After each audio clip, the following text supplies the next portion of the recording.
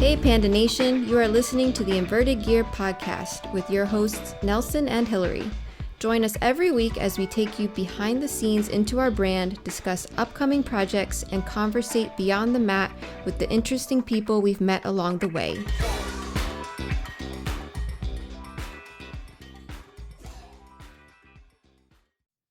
Hey Alex, how are you? I'm doing well, Nelson. How are you?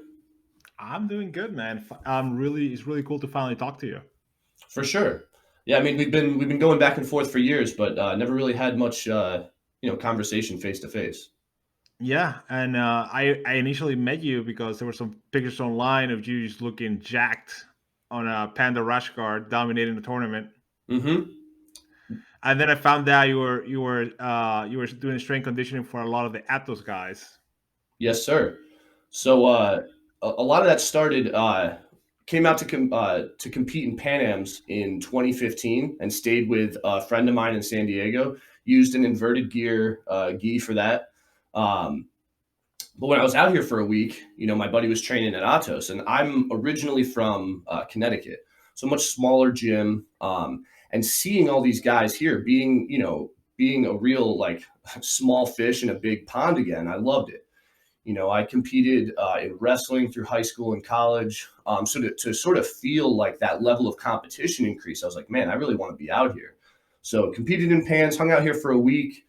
But while I was out here, I was like, I don't know if I could deal with like no change in the weather. Every day was 75 and sunny. It was in the middle of March in 2015, and so I go back home like thinking about it. And the day I went back, it was like March 21st or 22nd. We got slammed with like 18 inches of snow back in Connecticut. And I'm sitting there like miserably like shoveling the snow. And I'm like, no, you know what? I'm not going to miss this. Tied up my loose ends, quit my job. And a month later, packed up everything I owned into my Jeep and drove out to San Diego. Started training at Atos. And I have a degree in kinesiology. So like my goal was like long term. I wanted to work with these guys in the weight room. But man, it happened fast. JT Torres had he had a pretty significant knee injury that he was coming back from, really wanted to take his strength and conditioning more seriously. Started working with him within a couple months of moving out here. And that just snowballed into the rest of the team rather quickly. So it's been a hell of an experience since 2015. And yeah, with, correspondence with you guys, there was, I was competing for a lot of that. I was trying to balance like the strength and conditioning and the competing myself. You guys were great at inverted gear, helped me out a lot while I was, trying to go through that balance. And as strength and conditioning just kept picking up, my competition career sort of took a back seat to that. And I really have no complaints as far as that goes. Yeah, being a jiu-jitsu competitor is not an easy gig. And especially the other thing too is you're one of the strength coaches. I was on that same track as you were before I was about 14 credits away from my degree in kinesiology, Okay. and I took a year off to save money and finish my degree, and then took the money and started a funny panda business instead. So I've been Dang. around a lot of like strength conditioning coaches, and you are kind of an outlier where you're like you have your degree, you're working on the field, but you still had a competitive career, and you didn't fall in that trap that a lot of strength conditioning coaches fall, where like they just get jacked because they're just such in love with like the weightlifting aspect, and then they start losing the athleticism because they just putting on muscle for no reason. Because I mean, it's not no reason, but I think being a strength conditioning coach or in the fitness field, a lot of people feel like they need to look the part. And in order to look the part, a lot of times like almost like a bodybuilder. Right. No, and I think that's something that really goes well with my business model, with working with combat sport athletes, because I train so much myself. I'm 6'4". I think a lot of guys that are in my profession at my height are probably closer to 250, 260, and I walk around at like 215, 220. I mean, because I'm on the mats as well. Um, and not only is it not necessarily ideal to put on a ton of mass, but in the realm of conditioning and stuff like that, it can be not so fun. It can be scary for a round maybe, but then after that, you're sucking the paint off the walls. Um, Yeah. And I think that it's also reassuring for people to see that there's a lot of misconceptions that go along with strength and conditioning. Like if I lift heavy, I'm going to get bulky, and I love using myself as an example with that. I've lifted heavy now for over 15 years. If you're not eating a ton of food to put on that mass, you're not going to, and you can build considerable strength without packing on a ton of mass. I think it's really reassuring that those aren't just empty words. That's something that I sort of live myself. Yeah. Can you go over into a little bit like strength conditioning and how strength conditioning for jiu-jitsu is a little bit different than, let's say, football or basketball, since we are a weight class sport? Yeah, for sure. So I think that's one of the biggest elements. It's a weight class based sport. So it's not just about absolute strength like you might see in something like football, right? You got a defensive lineman in football. He just wants to be able to move the most weight and remain powerful as he does that. He adds a little bit of additional weight in the process. If anything, that's more of an advantage. He has more momentum going downhill against that offensive lineman. In jiu-jitsu, relative strength is a lot more important. And it's about how strong you can get given your weight class. But I even think that there's an interesting dynamic between jiu-jitsu and other weight class based sports, especially combat sports. If we look at something like wrestling or MMA or boxing, they're all weight class based sports as well. But in any of those other sports, the idea of an open class is ridiculous, right? If you have a 150-pound boxer fighting a guy who weighs 220, like you'll never see that. But in jiu-jitsu, that's not only commonplace, it's sort of like one of the cornerstones of the sport, right? The idea that the smaller guy with less physical advantages can use leverage and technique to overcome that. So with that being said, it is a weight class based sport. Relative strength is always going to be important in a sport like that. But something that I really try to preach to a lot of the athletes that I work with is that cutting weight doesn't have nearly as much of an emphasis as those other weight class based sports, right? To be one of the best wrestlers or boxers in the world, you have to figure out the perfect weight class for you to be at. And you have to be able to maintain that. You have to make sure that in the off season or out of camps, your weight doesn't balloon up too much, right? That it's then unattainable or unsafe to cut back down.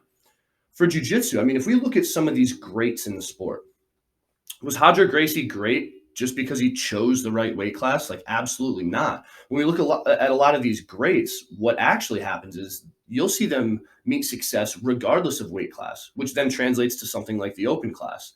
So while it is really different than sports that don't have any sort of weight class requirement at all, I also think it's really unique within those other weight class based combat sports because we have this like constant inclusion of the open class or guys at different weight classes meeting up and still having, an exhibition anyways. It's a very unique dynamic.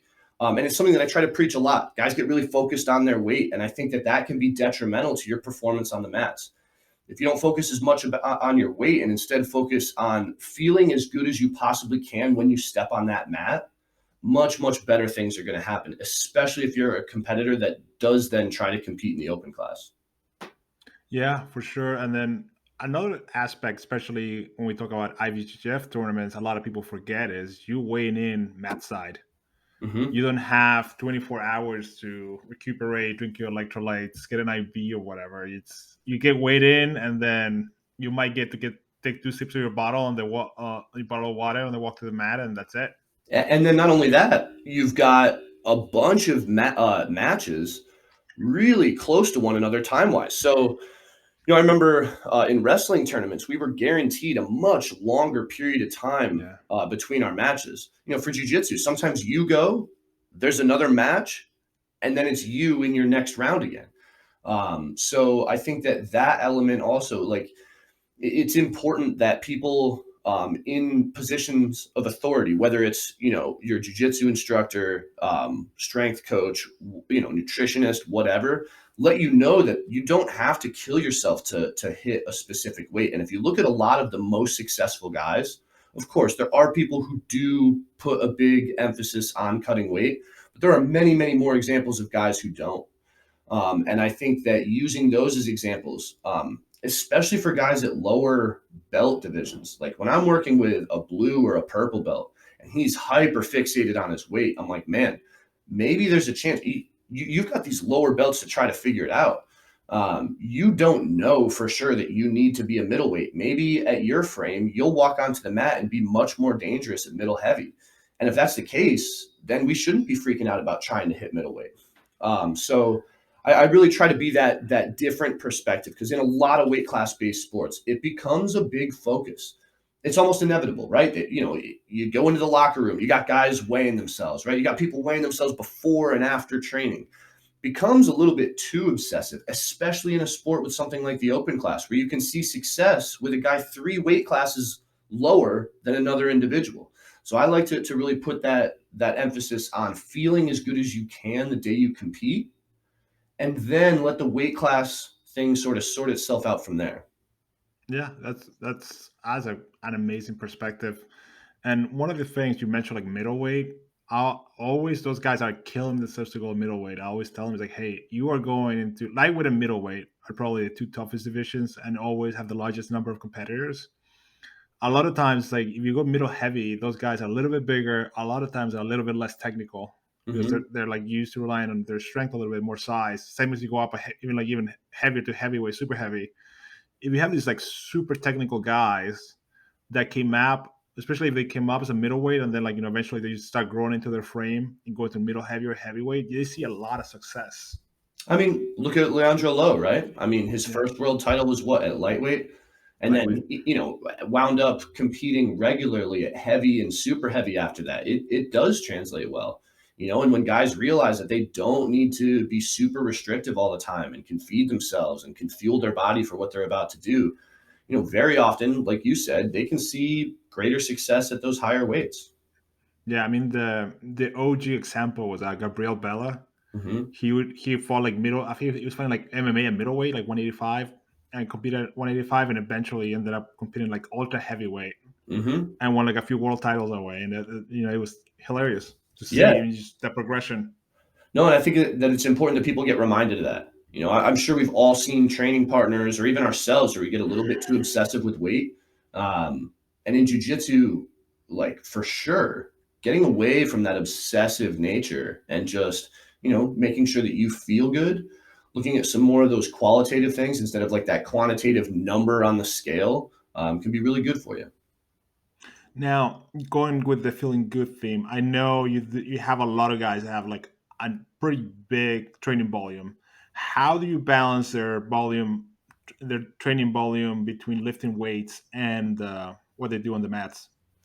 Man, so this is huge. If there's one thing that I feel that I really bring to the table, whether or not somebody realizes it, it's managing this. A lot of people, they do some sort of other workout routine. They do a bodybuilding routine. They go, look, I gained muscle. That's great. But I really think that good is the enemy of best. And I think that just because we did something and saw some level of success does not mean that will continue indefinitely at the highest level when the slightest margin for error makes a world of difference. So something that's really big, something that I read up on all the time, that I experiment with myself, is a minimum effective dose, especially when we learn how to train efficiently in the weight room, when we learn how to train our sets close to failure and we have very consistent technique while doing so. You'll find that your training volume is not, it doesn't need to be massive to see these gains in strength. And trying to convince athletes that sometimes, you don't need to crawl out of the weight room. I'm not trying to crush guys. And honestly, it doesn't make me a good coach if I do. Anyone can give an individual more and more and more until they can't move. What's a lot harder is to have that line that you need to pass so it's not a waste of time, but not going too far into that training volume where you're taking away from their productive mat time. And this is a concept that I really talk about a lot with my higher belts, right? You have a lower belt guy, especially as it relates to jiu-jitsu. Training volume and exposure is everything, right? Get on the mats as much as you can, see as many looks as you can against different body types, different opponents, see different techniques, talk to people, listen to them. That's huge. At the highest level, that's not really the case, right? The guy on top of the podium at Black Belt Worlds is not the guy who has had the most mat time over the last 6 months. What I will say, though, is he's probably the guy with the most quality mat time. And what I mean by quality mat time is you're at a state where you're moving very similar to fight speed, and you're working on your timing and your dynamics as it relates to a fight scenario. Right? You're not practicing where you're so worn down that everything's happening in slow motion, because at the highest level, it's no longer about just this sheer volume. It's about getting your timing down, your A techniques, and doing them with that perfect level of timing that will translate exactly to competition day. So something that is huge is that minimum effective dose. How do we make sure that our time in the weight room is worth doing? It's eliciting an adaptation in the body, but it's not taking away from those physical attributes when you step on the mat. And that's a crazy thing for an athlete to understand. It's something I talk about with them very early because it's very foreign to the idea of a fighter, right? A fighter thinks what? You go to training, you beat the crap out of yourself, you beat the crap out of your opponents, you crawl to your car, you get home, you eat what you can, maybe take a nap, and then you do it again at night, right? Then all of a sudden in the weight room, like they see that we're moving heavy weights and stuff, which they like, but I'm stopping them before they drag themselves out of the weight room. And sometimes like they're really resistant to that. They're like, no, coach, I can do more. I'm like, I know you can. And you have training later tonight on the mats. That's where I want you to do more. We've done enough in here to start to elicit those changes. Perfect. We don't want to run you down. We're going to let you go ahead and have that quality training session later. Because if I'm so self-important as a strength coach that I'm getting people to crawl out of here, sure, maybe their muscles will grow a little faster. Maybe they'll get stronger a little bit faster. But their mat time is going to suffer. They're not going to move at fight speed. And that is really my job. I want these guys to be able to move at competition speed as much as possible. I want them to recover from my training sessions easily. That's not to say that I don't work them hard. I do, but in a very deliberate and specific manner. We're not doing a bunch of junk volume. We're not doing things that aren't going to help them. We're sticking to the things we know are effective, and we're doing them enough to elicit adaptation, but not so much to really break them down. And I think that's really what I bring to the table in that regards. And sometimes, I work with a lot of different people. I work with fighters. I also work with everyday people. And I tell my fighters this all the time. As a coach, sometimes I'm the gas pedal, but sometimes I'm the brakes. With the average person, way more often than not, I'm that gas pedal, right? Hey, let's try to get a little bit more out of you. Let's try to push it harder than you think you need to. With an athlete, especially a fighter, way more often than not, I'm pumping those brakes, right? If I told them to, if I said, hey, get on this rower, and I want you to row 1,000-meter sprints 8 times today until you can't move, until your legs are burning so much, your lungs are, they do it, right? They do it in a heartbeat. They wouldn't ask a question. They'd be like, yeah, I like this stuff. But man, that's not going to help them. And convincing them that like, okay, we might do one of those really hard sprints, and that's going to elicit a change in the body. We're not doing 8. Oh, coach, I feel like I can do another. Good, because you've got 6 rounds tonight at night training, and I want you to really put the hurting on people then. I want you moving quick. I want you moving efficiently and working on that timing. So that's really what I think I bring to the table, knowing that minimum effective dose, being very confident in it, and telling them we are purposefully going to bring ourselves to this level today, even though I know you can do 2 times that, right? We know that it's effective. We know over the long run you're going to adapt and change. We don't need to run you into the ground. So I really think that's like central to the message that I bring to these guys, and my programming really reflects that. Super cool. That was I almost that minimum effective dose when it comes to weight training, I think is super underutilized. And like you said, sometimes the fighters you need that like gas pedal. I believe a lot of these issues with the jiu-jitsu community came because for a long time we took our cues from wrestlers, and when like wrestlers are training, it's like a competition to see who's more miserable. Mm-hmm. So that grind mentality, they need to be out grinding, and like all those like high school T-shirts is like when you're resting, your opponent is working kind of thing. Right. So yeah, overuse injuries are real, and jiu-jitsu guys are not exempt from those. So yeah, like you said, it's just trying to get the guys to do less. It's pretty amazing what the results you finally get when you actually let guys work, but also they're doing enough to recover. Right. And it's less, but it's still intense, right? Like I want, Yeah. if I've got a male, middle heavy athlete, medium heavy, I want that guy to be able to deadlift 400 pounds. I want him to be able to do it for reps, right? And I'll get him there. I'm very confident in that. However, what I'm not going to do, maybe that day where we get over 400 pounds, we'll do 2, maybe 3 sets. We're not going to hit 6 sets there. These guys aren't power lifters. This isn't the only thing they're preparing for. And understanding that our body can only adapt so much, not being overly self-important on those physiological changes, is really central, right? There's nothing about a 500-pound deadlift that guarantees you'll be world champion. So let's not kill ourselves trying to get to that 500-pound deadlift. If we get there, great, wonderful. But we're just not going to put such a premium on that the other things suffer, right? And I think that, like anything else, when you have that secondary perspective, it's so much easier. It's way easier for me to make that call than for the athlete to wear a bunch of different hats. And unfortunately, in jiu-jitsu, you have these guys they're full-time competitors and they wear all these different hats. They're their own strength coach. They're their own nutritionist. They're their own, sometimes they go and compete and they don't have anyone in their corner. They're their own cornerman. They're coming up with tactics in addition to their specific techniques and everything else. It's a lot. So I think being able to earn the trust of the athlete and let them unload some of that to me is really beneficial as well, because then they don't have to feel guilty. If I say, hey, no, we're pumping the brakes today. That's my decision, right? They don't have to go, oh man, I chickened out. I went really easy today. No, it was like, all right, coach stopped me. So I'm going to go home. I'm going to rest and I'm going to hit night training hard, and I think that is really helpful, because originally you were comparing it to those other sports, right? Something like football or basketball. Man, those coaches do not let those guys run themselves into the ground. An example that I love, I don't know how much you follow basketball, but Giannis Antetokounmpo, last year won a title, right? Dude is notorious for being a hard worker, has put on like 40 pounds of muscle since he got into the league in the last 6 or 7 years. And he's just an absolute workhorse.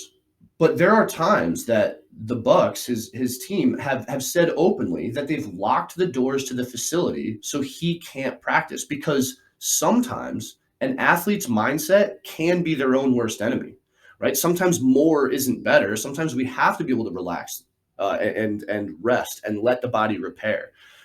So if we've got these guys that are multi-million-dollar assets, right? If it was better for Giannis to practice more, why would they lock the facility? They'd let that dude go.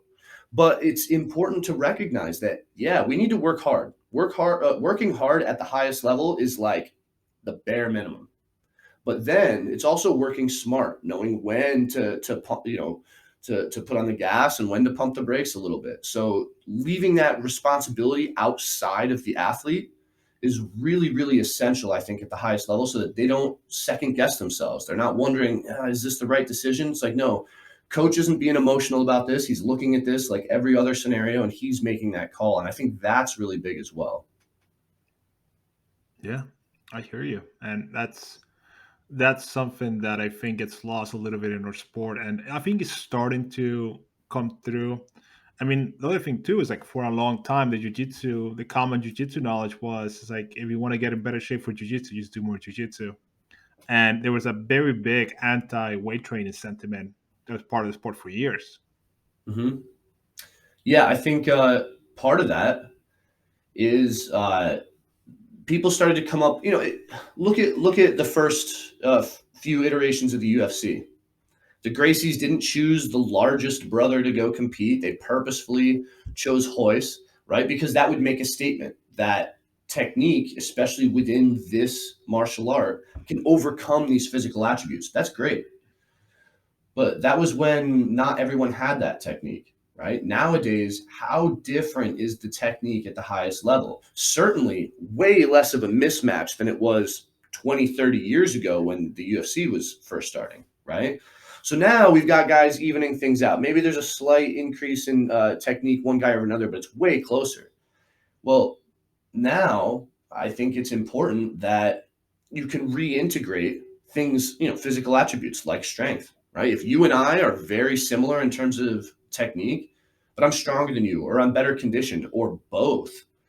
That's going to be a nightmare for you as we get later into the round, right? Maybe at first our technique is sort of holding each other at bay, but as you have to carry the weight of, additional strength from me, and I'm able to push a pace where I'm more, better conditioned, I can drag you into deep water, right? And all of a sudden technique is playing less of a role as you hit the end of your gas tank. So I think that strength versus technique, it's a false dichotomy. I even think that one of the central things that we all know about jiu-jitsu, let me ask you a hypothetical. Let's say you know nothing about these guys, right? But we have a white belt rolling with a black belt. Who's working harder? The white belt. The white belt. You don't have to ask any other questions. You don't hesitate. The white belt's working harder. That's what I like to call fight economy. Something that's central to jiu-jitsu is this idea that as you get more technical, you can achieve a greater output with a lesser input. And we see that, right? Just like that hypothetical. If you ask any black belt in the world, you could ask guys that aren't even black belts and they'll answer that, instantly. They know. They've been that white belt rolling with a black belt, fighting for their life, working as hard as they can. And it looks like the black belt is like checking his phone as he's rolling. He's super relaxed, right? Now, that can come in the realm of something like conditioning, but it also comes in the realm of something like strength, right? They're using leverage to maximize their input. But when we get to that high level again, I like to keep in mind that, okay, minimizing input is cool. What happens when all of a sudden we have leverage that multiplies your input, but maybe we have something like strength training that allows your input to be greater? Maybe we have better conditioning so that you can put more into each sweep attempt, each pass attempt, right? Where you can start to have this oppressive pressure where you're still using technique and leverage, but now we're adding in that greater input again, right? While in that example of at the gym, you see the black belt chilling and going nice and light with the white belt. Do you see that at World's Finals? Hell no. Those guys have brought that input back up. So now we're reintegrating some of those physical attributes because technique is so close. I use an example of a massive technique disparity. Of course, the black belt doesn't have to work as hard.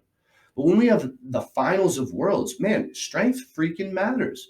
So does conditioning. So do all of these other physical attributes. You then reintroduce them and maximize them with that fight economy that you've developed over years and years of refining your jiu-jitsu technique. And that's something else that's big as well, right? Yeah, strength versus technique. It's a cool thing as you get started and you realize strength isn't everything. But then you take it seriously, you become a competitor. Man, strength starts to matter again, right? And even outside of any of that, I think the biggest advantage for strength is the ability to make yourself more resilient. There's a lot of misconceptions as far as like injury prevention, right? Oh, I have to be more flexible. I need to do this, that. Injuries, especially acute injuries, come down to really one primary thing. If your body is incapable of absorbing or mitigating a force that it encounters, a tissue will fail and you'll get injured. If I fall out of a 2-story window, I didn't get hurt because I didn't stretch enough, because I'm not flexible enough, because when I hit that ground, those forces that entered my body were too much for my body to absorb or mitigate it. So I get hurt. Now, the same is true in a bunch of these situations where all of a sudden there's like that acute event and we get hurt on the mats. But if we can strength train and increase our body's ability to absorb and mitigate force, which is exactly what strength training is. Every time you grab a heavier dumbbell for an exercise, every time you add an extra plate on the bar that you've never had on there before, you've increased your body's tolerance for different types of forces. And if we can do that in the weight room, imagine that event that might injure the body. Maybe that injury doesn't happen at all. Maybe you have like a minor tweak that would have been something much more catastrophic. Because what we've seen in countless different examples of strength training, it's not just the muscles that get stronger, right? It's the tendons, it's the bones. There's even an example of Olympic weightlifters and their ACLs. They took MRIs of their ACLs through a training block. And as they trained through deep squats and stuff, their ACLs got hypertrophied, got thicker and stronger and harder to tear. Man, that's huge. Think about that in a sport where like we're trying to destroy those ligaments, right? You're trying to knee bar that person and destroy those same ligaments. Well, what if that ligament was thicker and harder to destroy? That person is going to spend less time off the mats from injury and is going to have a longer career. So that is a really central thing to strength training as well. It's not just this dichotomy of strength versus technique and how can I amplify performance. But if I can keep you from getting hurt as often, then you're going to spend more time throughout each year on the mats. The more time you spend on the mats, the better your technique. So I would even argue the more strength that you have, the better your technique will be in the long run because you're going to spend more time training. And again, if we keep bringing strength training with the ultimate focus of more and higher quality jiu-jitsu, then these two things go hand in hand. They're not one or the other. It's not strength or technique. It's how do I achieve both of those things? And that's very possible if you approach it the right way. Oh man, you put so many gold nuggets out there. We keep talking about physical attributes, and I want to go back because I know you have a list of standards that I think is fantastic. But going into the injury prevention side of things, and like you said, yeah, I think that gets overlooked a lot. Is a lot of times the guys that get the black belt the fastest is just the guys that had like uninterrupted mat time. Catastrophic knee injury, catastrophic shoulder injury, elbow injury, that can put you out for months, if not a year, to get back to where you were once you're like done with surgery, and that gets overlooked a lot. And I was talking to John Thomas, and one of the things he said is like one of the biggest changes to his preparation for tournaments has been he's doing more and more of his conditioning outside of jiu-jitsu because he's injury prone. So like the risk reward ratio is just not there for him anymore. So he's spending most of his time on specific training, getting his timing down, getting his technique down, and then he'll do the strength and conditioning outside of jiu-jitsu and get his gas there. And I think too, for the injury prevention side of things, jiu-jitsu guys are so good at compensating over injuries and hiding injuries. And also, we're really good about lying to ourselves. We're like, my knee is fine. My knee is fine. I can still play half guard. But then when you're doing strength conditioning and you have a strength conditioning coach, somebody can be like, hey, your squat pattern is all jacked up. Like, what's going on with your hip? What's going on with your knee? Let's fix that, because eventually that's going to blow up. And like, if you're not doing that stuff, that's when you have those catastrophic knee injuries, because you're not taking care of your patterns. And like, in jiu-jitsu, it's so easy to hide because you're like, I don't play lasso anymore. It bothers my knee, or whatever little issue, you can hide it. But when you're in the weight room and you have a checklist of like your functional patterns and you're going through them, it's really easy to spot those things. Can you talk about that a little bit? Yeah. So I think something that I do really often is I try to really refer to other more developed sports. And this isn't a slight at jiu-jitsu. It just hasn't been around as long, right? How long have the world championships been going on in jiu-jitsu? So let's say 1996, so 34 years. Yeah. 24, right? Yeah, 24. Whatever. 20-ish years, right? Yes. Your math's better than mine. Don't worry about it. So how about something like running? The marathon, right? Started in Greece. Yeah, Ancient Greece. So let's look at cross country, right? Very well-defined sport, been around for a long time. Guys have been competing in this for a long time. They've been trying to figure out these different advantages and stuff, right? One of the sports that I interned in the Division I weight room for at UConn was the cross country team. Now, do you think a 250-pound squat is going to make somebody's 10K time faster? No. A lot of these things, is them doing pull-ups going to somehow increase their cardiovascular endurance for running? No. Why do they have these athletes doing it? And this comes back to that injury prevention element. Making our body more resilient and better able to absorb and mitigate these forces makes us harder to injure. The reason a cross-country runner lifts weights is not so much the performance-enhancing element, it's keeping them injury-free. But if you keep a cross-country runner injury-free, if they're less prone to things like shin splints, or when they roll their ankle, they're less prone to like catastrophic injury. Well, then over the course of the 4 years they're in college, they're going to spend more time running. If they spend more time running, they're going to be a better runner. So indirectly, Yeah, a 250-pound squat might make you a better runner. Not immediately, not as soon as you achieve that 250-pound squat. Look, it just took 2 minutes off my 10K time. No, but over the long run, it's going to allow you to spend more time doing the thing that will directly improve your performance. So I think looking at it in that standpoint, it's obvious in cross country, right? In jiu-jitsu, we still feel how strength is like performance enhancing, right? You get a guy locks up a submission and you know he's strong, right? You got a guy who is extremely strong. He locks up a straight ankle and the technique sucks, right? Technique's terrible, but you feel like your shin bone is just about to explode. You might still tap, right? So sometimes we conflate like the performance enhancing element of strength training with the injury prevention side. But man, like you said, these guys who are who get their black belt really quickly or do really well in competition, sometimes that's just stringing together a really long period of time without a catastrophic injury, getting that uninterrupted high quality mat time, and your technique just building on itself, right? When you can't train jiu-jitsu for a month, nobody goes back that first day, goes with the training partner that they were neck and neck with before time and was like, yeah, my technique feels great. Hell no. Your timing's off. You still know jiu-jitsu, but your timing's off. You haven't been doing it. You haven't been practicing it. That is a huge setback technically, not even talking about the physical side of things. Technically, it's a massive setback. We need this regular training. We need to keep ourselves fresh in terms of practice and technique and these coordination patterns. So being able to do that through strength training is huge.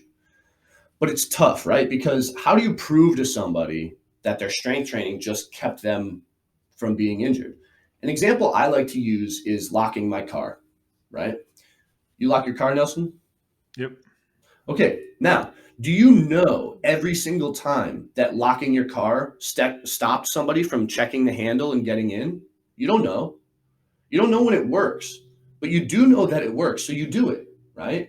And just like injury prevention for jiu-jitsu, there's times we don't even know that it worked. We stick our arm out in post, and maybe the weight of you and your opponent, if you had never touched a dumbbell in your life, maybe you would have hyperextended that elbow and had an injury. And it doesn't happen. You don't even know it. You just post, you're good, you keep going, keep rolling. And just like that example of locking your car, there's no way we can guarantee you won't get hurt. Just like locking your car doesn't guarantee someone doesn't get in your car. They can still smash the window. They can still get in. It can still happen. But just because it can still happen without it doesn't mean I just leave my car door unlocked. I still lock it, right? And I view strength training as very much the same thing. It's like locking the car door on your body, making sure that those easy, like low effort things aren't causing injuries, right? Imagine how much more often people would take crap out of your car if you just never locked it. Right? You drive into the city for a day, you leave your car unlocked, man, your stuff is going to be gone, right? There's no need for us to go through that. So something that I really like to do is use strength training for that. If I can guarantee that somebody is getting stronger in a well-rounded approach, if I'm identifying those weak points like you talked about before and bringing them up to speed with the rest of their body, making sure there's no easy weak links for them to get hurt, man, I'm doing my job. And even if they don't hit that 400, 500-pound deadlift, if that person has eliminated some weaknesses, I've done my job and I've made that person harder to injure. In a sport, mind you, designed to injure people, right? The whole point, when you get good with a submission, specifically a joint lock or something like that, you're making yourself efficient at injuring the human body. So we better be locking our car doors and making sure it's as hard to experience that injury as possible. So yeah, I mean, that's a central thing as well. That goes into that minimum effective dose that I was speaking of before as well. If I run someone into the ground so much that they have a really limited capacity to move and react to what's going on around them, for that next training session, they're going to be more prone to injury. You can actually work somebody, work someone out so hard that it leaves them for a period of time more prone to injury. That is not doing a good job on my end. I want to make sure I'm building people up as much as possible without breaking them down, without pushing them further and further and closer to that injury that then keeps them off the mats. So yeah, that's always a central focus. And I think that if we look at things like basketball, players with load management, making sure that too much is not occurring within a certain amount of time after an athlete's hurt, that's huge too, right? We're coming back from injury. something I love to do in the weight room, I talk about my stair-step approach. I have an athlete that, let's say, had an injury so bad in jiu-jitsu that they can't train, they can't even drill. Maybe they had surgery or something, right? Well, how do we make the educated decision for them to get back on the mats and train again? Well, I talk about the staircase first. Right as soon as that injury happens, okay, what parts of the body can we still train? You can't train jiu-jitsu, but if you tore your ACL, you're still going to be doing some upper body stuff with me, right? That's that first little step on the staircase, right? We're doing stuff that we still can in the weight room, not even touching that other stuff. They start working out with a physical therapist, directly targeting that zone. Boom, that's that next stair. Then they graduate from physical therapy. And now with me, they're able to do a little bit more advanced stuff with that region, even though it's still a weak point, right? Boom, that's that next stair. Now pain and dysfunction is really low, right? They're starting to see progress. They almost feel like their old self. Go to training, go to jiu-jitsu, just do the drilling portion. Another controlled environment, nothing out of control, and do that for a while. And sometimes they do that and they go, oh man, when we started to move a little differently, even though it was controlled, it didn't feel great. Great. We're not rushing to that next stair yet.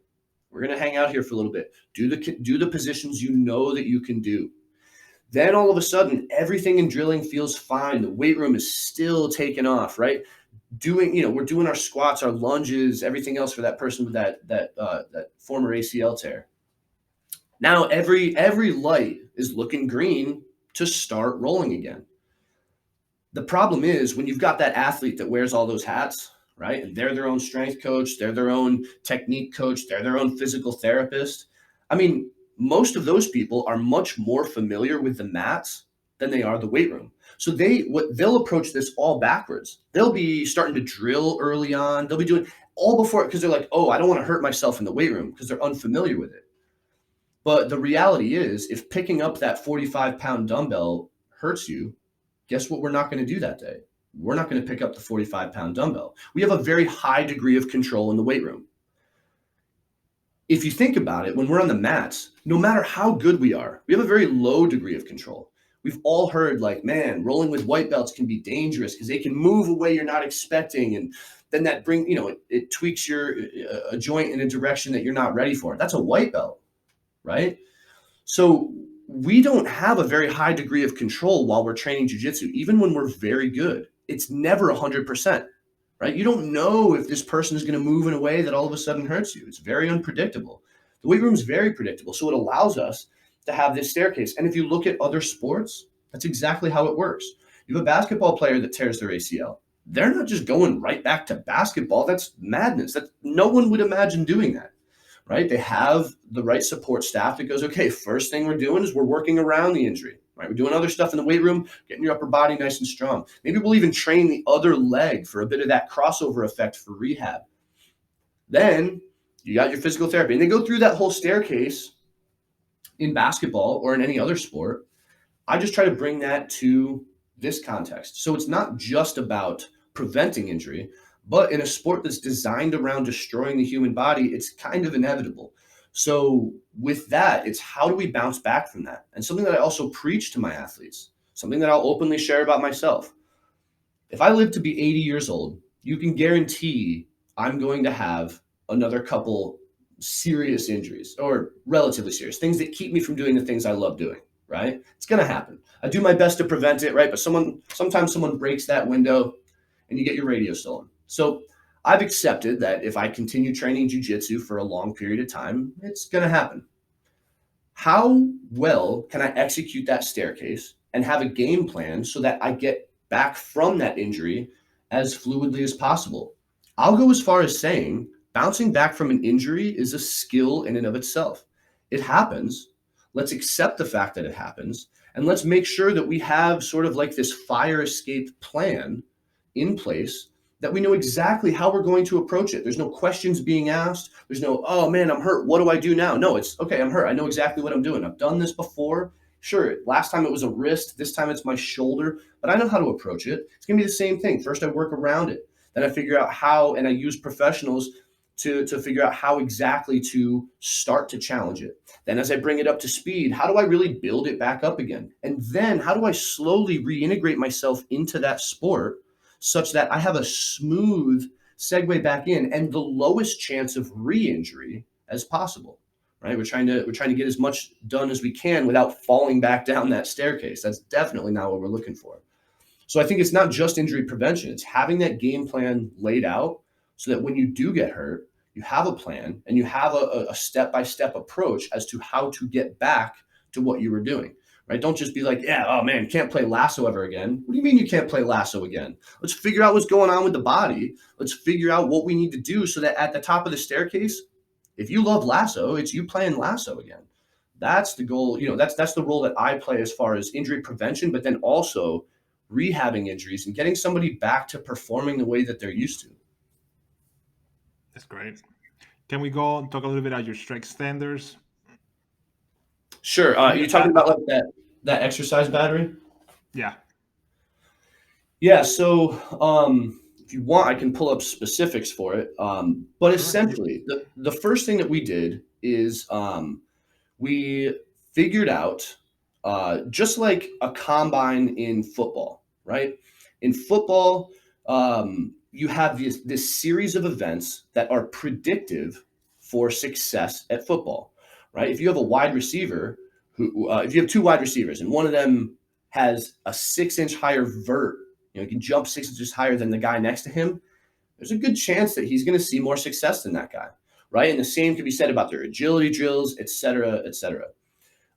So what we tried to do is first, we identified some of those physiological characteristics that are necessary for success in jiu-jitsu. And once we came up with those, I'll read exactly what those are in a second.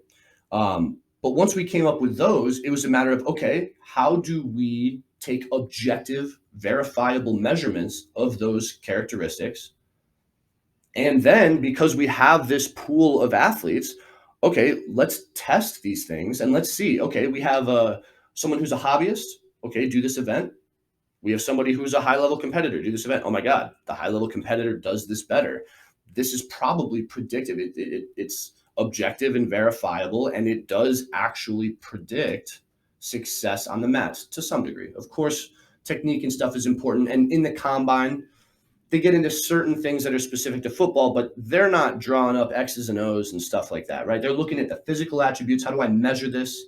How can I tell if this guy is a worthwhile prospect for the sport? And then furthermore, what things do we need to address? Maybe the guy has fantastic hands and he can catch a ball really well, but he doesn't have a great vert. Okay, well, they give that to the strength coach. The strength coach goes, all right, if I want this guy to succeed at the highest level, he can catch well, but we got to get him to be able to jump higher, right?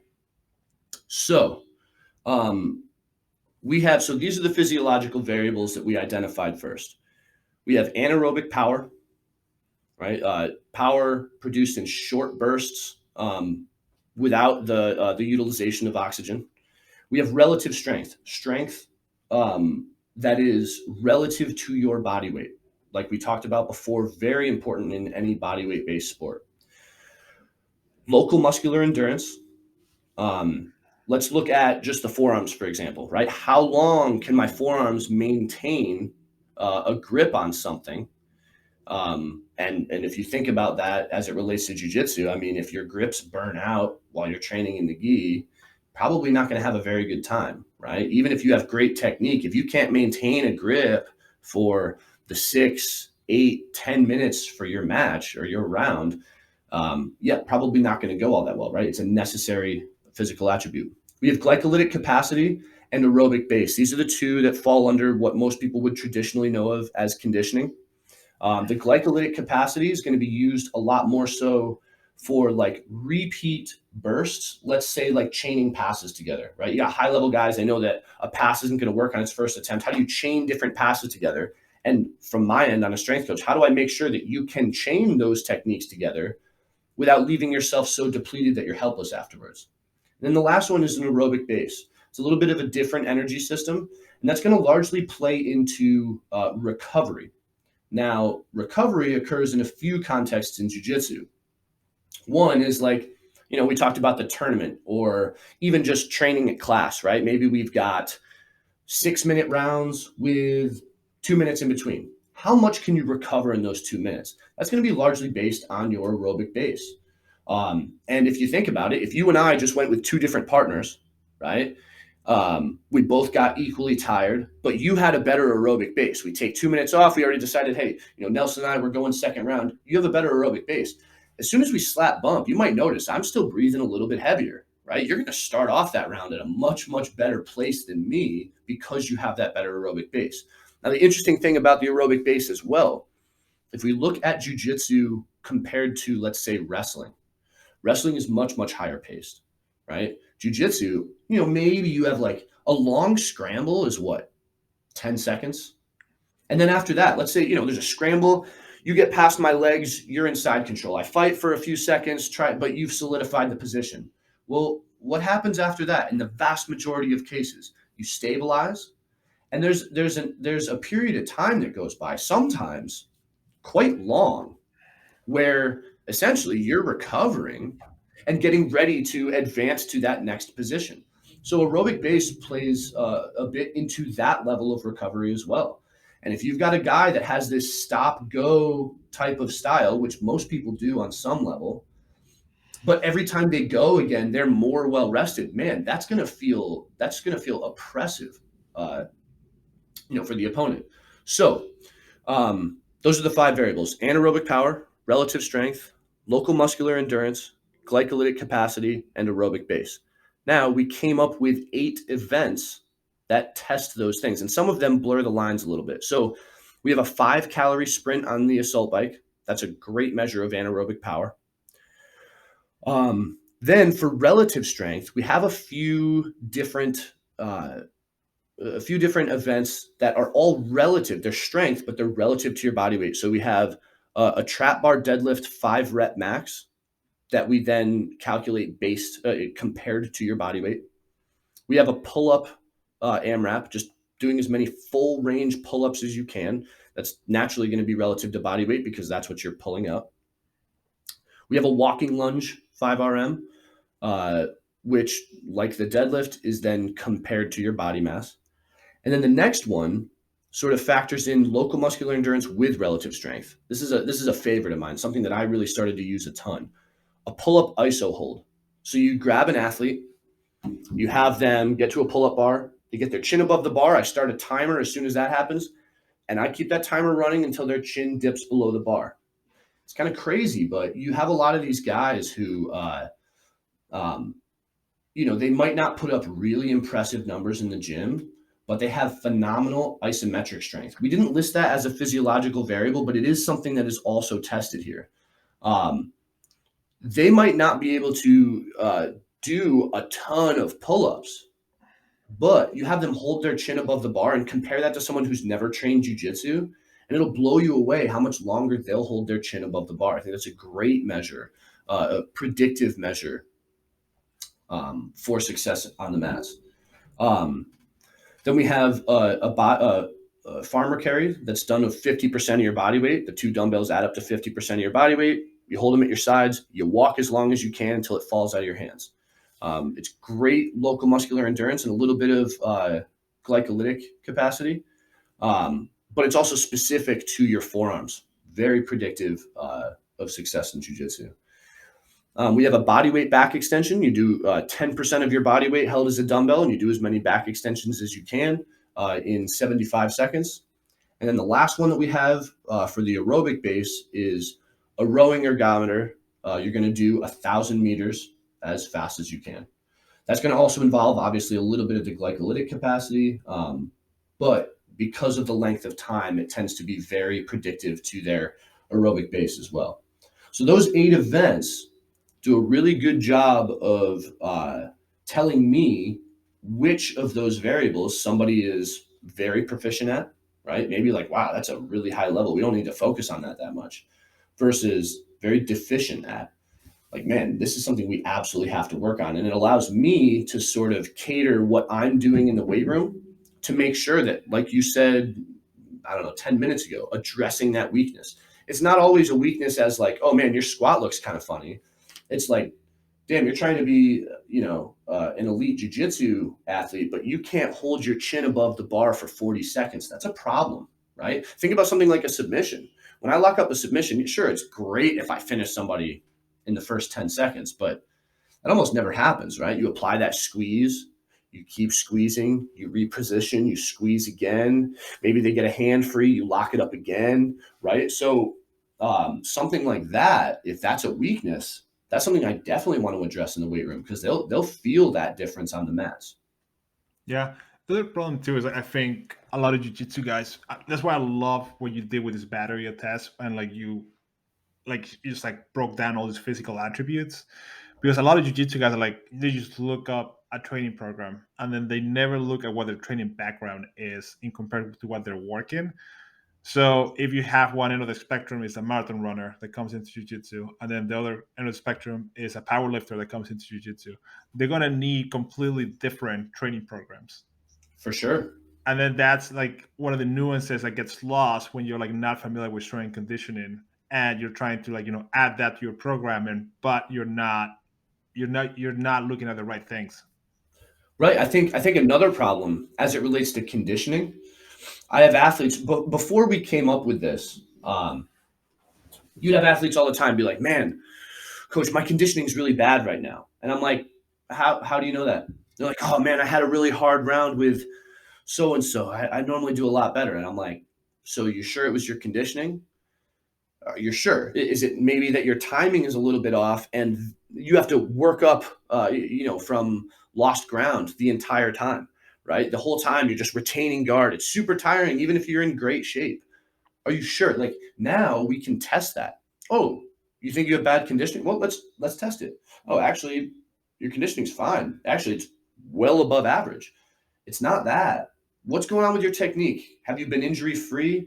Oh wait, we test again. Holy crap. You can't carry 50% of your body weight for even 2 minutes. Well, the reason you feel like you have bad conditioning is because after 2 minutes, your grips burn out so much that playing guard is just how fast you can pummel your legs, right? So sometimes it can be confusing because our experiences on the mats, we want to draw conclusions off that, but it's very complex, right?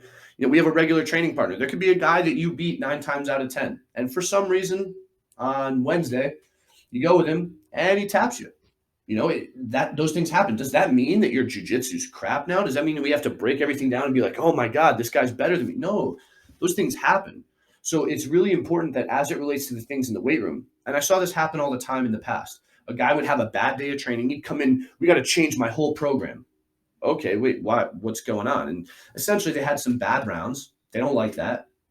So we got to change everything. But I think it's very important if we have something that we can assess and be, oh man, my conditioning sucks. All right, well, let's test it. Oh, you did this 2 months ago. Great. We're going to test that compared to now. And then I can tell them, no, look, you're actually more conditioned now than you were 2 months ago. So I get that you had a hard day today. What was your sleep like last night? You know what I mean? There's so many other variables, and then we can be much more direct instead of just, tearing everything down every time we have a bad day at training. And when we look at competitors, we got a bunch of competitors in a room like we do at Atos. You're going to have bad days, and we got to make sure that when you have those bad days that we're not just throwing everything out because we had that bad day. Sometimes you can do everything right and other guys just got you that day. So I think this really helps me as a coach to be like, okay, I get that you feel that way. Let's test it. Let's see. Because then we can know for sure. And then, on the other side of that, I run them through some of this stuff and I go, wow, this is a weakness.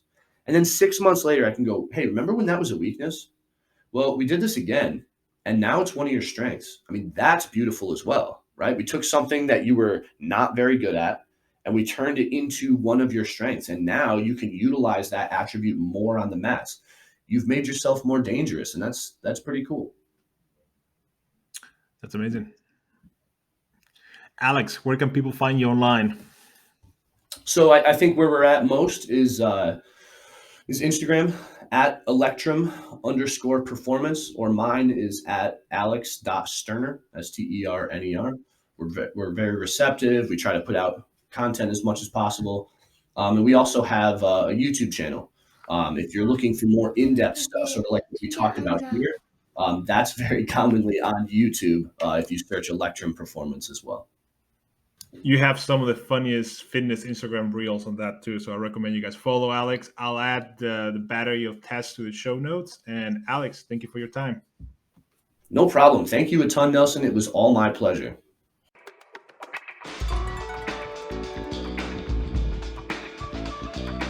Thank you for listening, Panda Nation. We hope you enjoyed this episode of the Inverted Gear podcast. You can find us at invertedgear.com as well as your favorite podcast app. Don't forget to give us a like, and we'll see you soon.